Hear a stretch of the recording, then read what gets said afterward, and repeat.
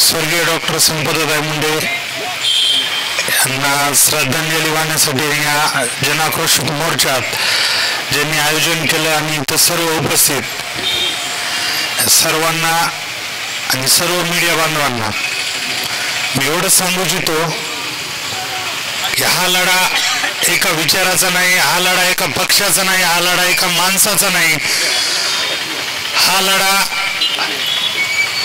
प्रत्येक व्यक्तीला ज्याच्या मनात भावना जिवंत आहेत, माणुसकी जिवंत आहे, त्या प्रत्येक माणसानं, त्या प्रत्येक व्यक्तीनं, त्या प्रत्येक महिलेनं स्वर्गीय संपतताई मुंडे यांना न्याय मिळवण्यासाठी आपापल्या परीने रस्त्यावर येऊन किंवा आपापल्या परीने न्याय मागण्याची गरज आहे।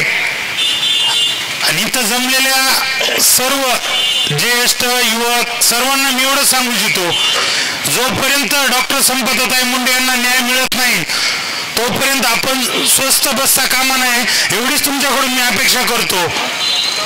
आणि मी इथले राज्यकर्ते आणि इथलं प्रशासन किती निष्क्रिय आहे ह्याचं एक उदाहरण सांगतो। मी 100 किलोमीटर पायी प्रवास केल्यानंतर जिल्हाधिकार्यालयात गेलो। मी 12:30 वाजता जिल्हाधिकारी कार्यालयात गेलो होतो। मला 2:30 वाजेपर्यंत जिल्हाधिकाऱ्यांनी थांबा थांबा, त्यांच्या माणसांनी थांबा म्हणून सांगितलं। ज्यावेळेस मला माझ्या भावना अनावर झाल्या किंवा मी न्याय मागण्यासाठी आलो, मी माझं काही स्वतःचं काम घेऊन गेलो नव्हतो जिल्हाधिकारी साहेबांकडे, संपतताई मुंडे यांना न्याय मागण्यासाठी गेलो होतो। मी जिल्हाधिकाऱ्यांच्या ऑफिसच्या बाहेर येऊन ज्यावेळेस माझ्या सोशल मीडिया अकाउंटवरून लाईव्ह केलं आणि मी ज्यावेळेस माझ्या भावना व्यक्त केल्या, तिथून पुढे 15 मिनिटांनी जिल्हाधिकारी साहेबांनी मला बोलून माझं निवेदन घेतलं। जर इथले शासनकर्ते आणि प्रशासन जर एवढं भावना शून्य असेल तर आपण यांच्याकडून न्यायाची अपेक्षा करू नये असं मला तरी वाटतं। आणि डॉक्टर संपतताई मुंडे यांना न्याय मिळवण्यासाठी आपल्याला रस्त्यावरची लढाई लढवावीच लागेल, त्यावेळेसच संपतताई मुंडे यांना न्याय मिळेल।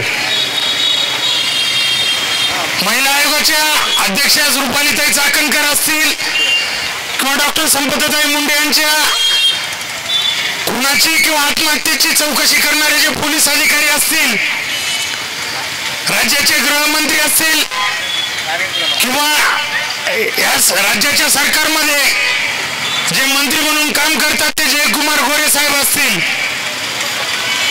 त्यांना मी एकच सांगू इच्छितो,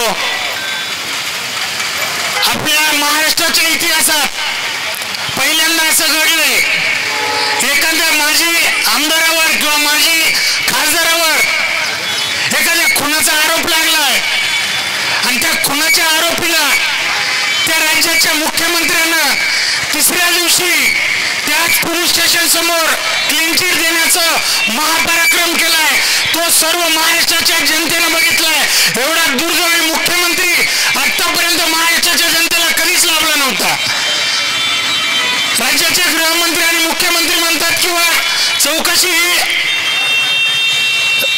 निष्पक्ष होणार आहे, तर माझा त्यांना एक छोटासा सवाल आहे, जर तुम्ही चौकशी निष्पक्ष करत आहात तर चौकशी काय झाली आणि कोण्या स्वरूपाची झाली आहे ते तुमच्या राज्यातले मंत्री जयकुमार गोरे यांना कोण सांगतं व ते माध्यमांसमोर येऊन स्वर्गीय संपतताई मुंडे यांच्या चारित्र्यावर बोलण्याचा त्यांना अधिकार काय आहे या प्रश्नाचं उत्तर द्यावं।